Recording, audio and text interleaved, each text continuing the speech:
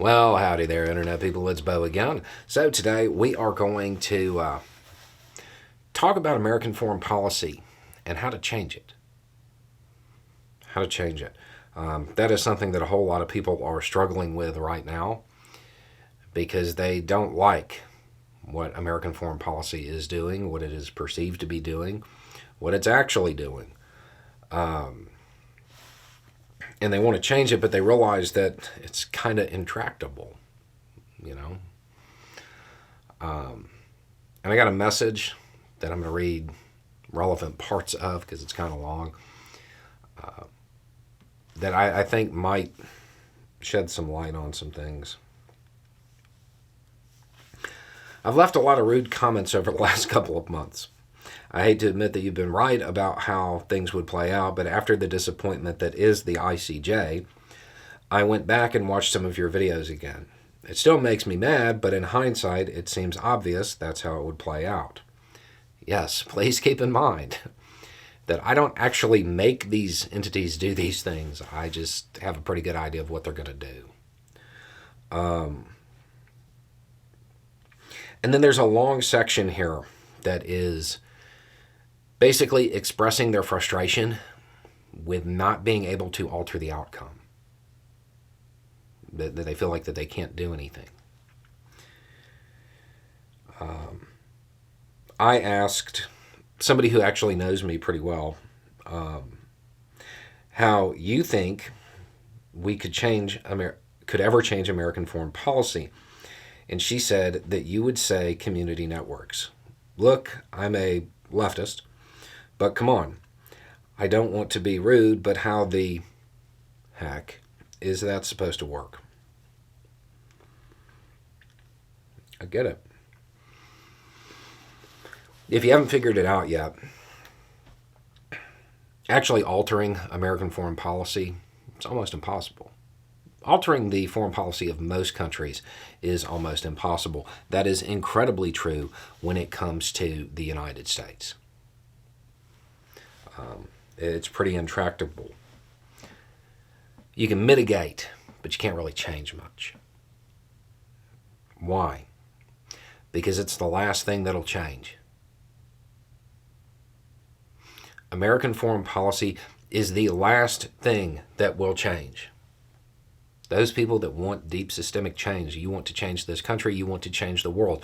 Understand, changing the world happens after the change occurs in the United States.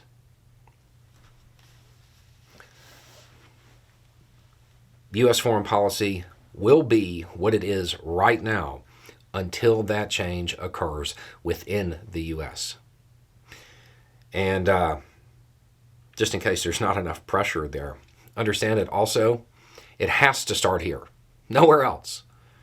That deep systemic change, it can't occur in some other country. It can't start in France. It has to start in the United States, maybe China, but there's too many control systems in place there. Not going to happen. It has to start here. Why? Because let's be real.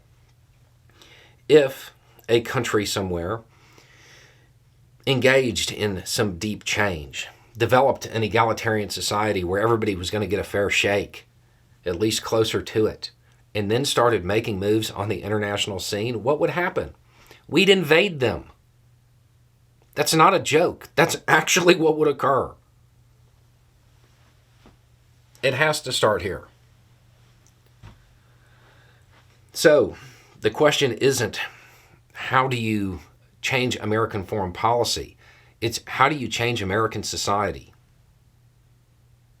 And yeah, she's right.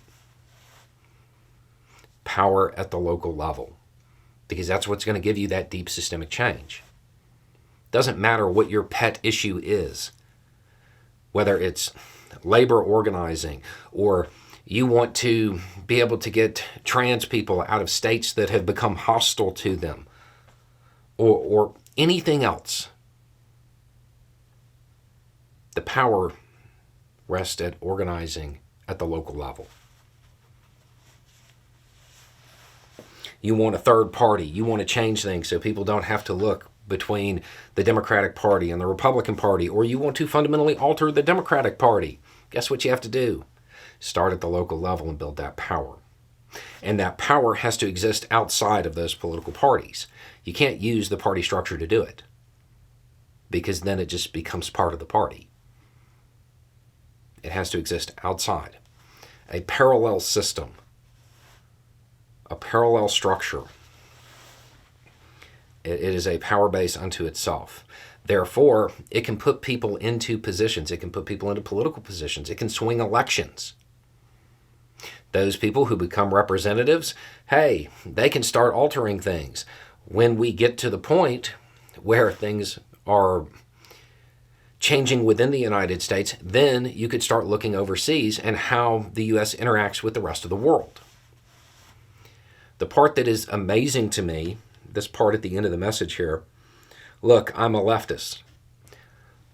For at least a decade, leftists in the United States have been running around screaming the U.S. is not a democracy, it's an oligarchy. And then when the U.S. acts like an oligarchy, there's like surprise. There shouldn't be. When you are talking about altering American foreign policy, it has to start in the United States. You have to change things domestically first. And the important thing to remember when you actually get to the point where you are really trying to do more than just mitigate the effects of American foreign policy, but you're actually trying to change it.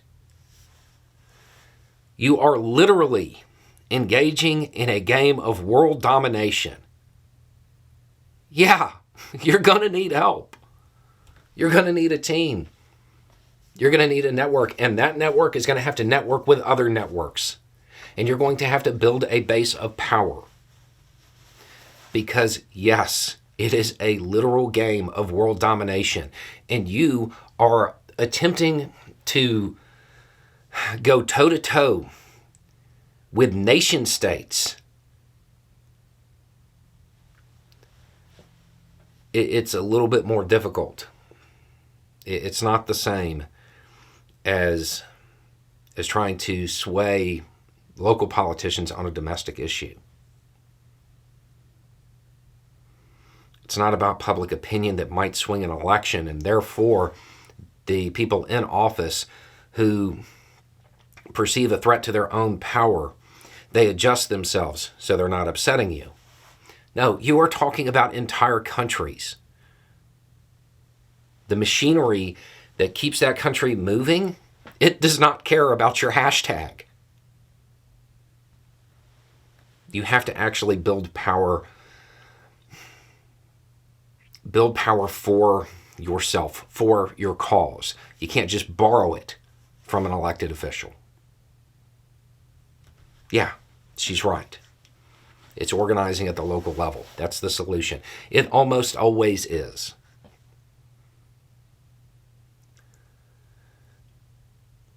The hardest part to really wrap your mind around is that it is going to be the last thing fixed.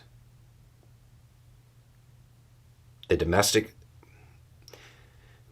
stuff is going to come first. The systemic change will occur within the United States before American foreign policy ever starts to reflect that. And it has to start here. Because if it doesn't, we will invade them. Because that's what the machinery is set up to do.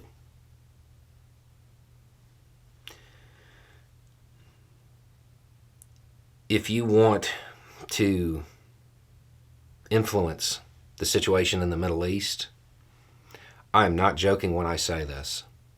You are better off installing solar panels, buying an electric car, something like that. Because it alters the dynamics. It makes the U.S. less likely to need to be involved over there. And by need to be, I mean that machinery perceive it that way. Yeah. It's very upsetting, but you're literally talking about changing the entire world. Nobody has ever said that was going to be easy. Anyway, it's just a thought. Y'all have a good day.